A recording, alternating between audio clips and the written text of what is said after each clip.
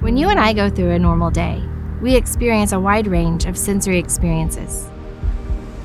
When sensory experiences become confusing and disorienting, you and I are able to filter through the confusion and isolate the things that we need to focus on and ignore the rest. What if you were unable to do that? What if you were essentially helpless to the barrage of external stimuli? How might that affect your ability to function?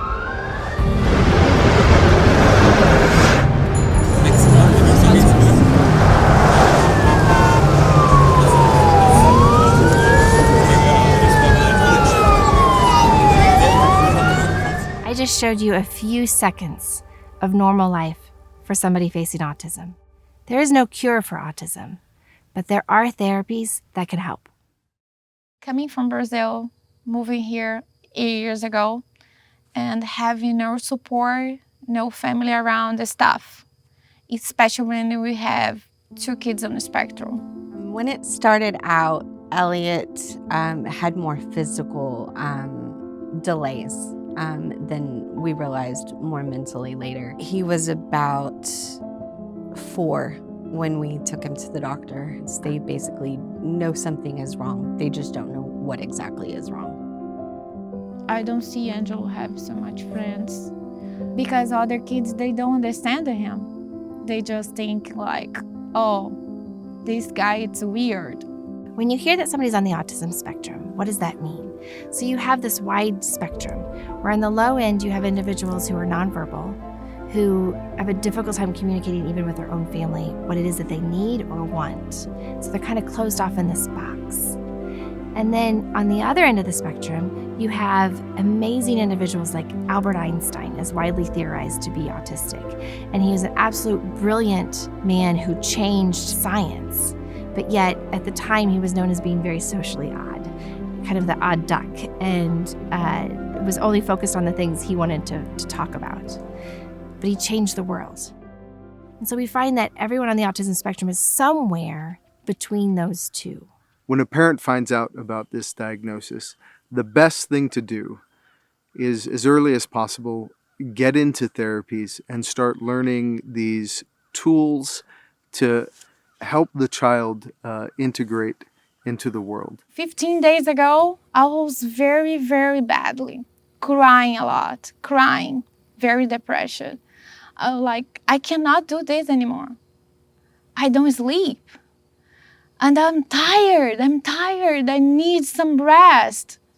I say, I wish I can go some quiet place, like country, a river, something like that, camping. License retreat is different from the city because here there's a lot of peace and quiet. At home, there's lots of cars and noises. The world of an autistic child is never going to be sensory friendly. Here at Elijah's Retreat, we're trying to give a space for these kids to fail forward. They need to learn to cope with all of these distractions and all of this sensory input because the real world is never going to be quiet. But here we can help them work through it and give them a space where they can do that. A lot of times when families come to Elijah's Retreat, the first thing as I'm showing them around the retreat is they're quickly apologizing for their kid and explaining their kid and telling their kid to stop doing this or stop doing that. And they're so anxious about everything that's going on. And the thing that we get to give them is that it's okay. We understand them.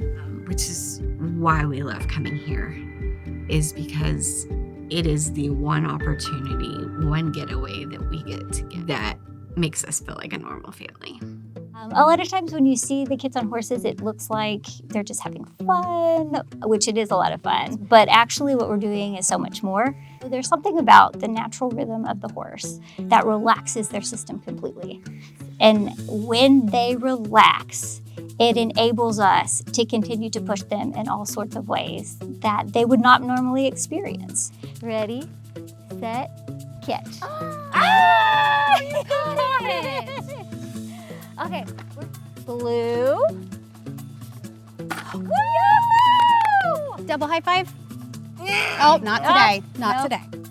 We're not removing distractions.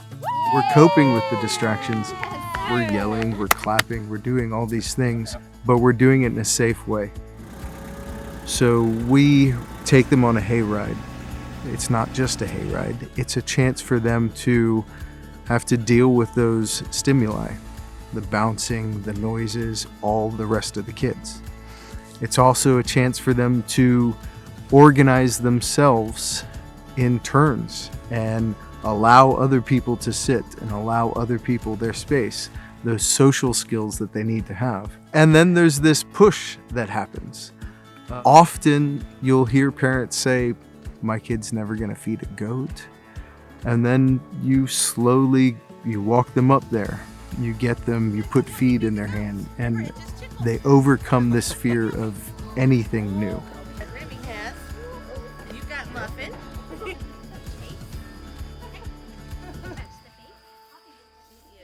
He surprises us a lot, and everything that he will try that I didn't think he would.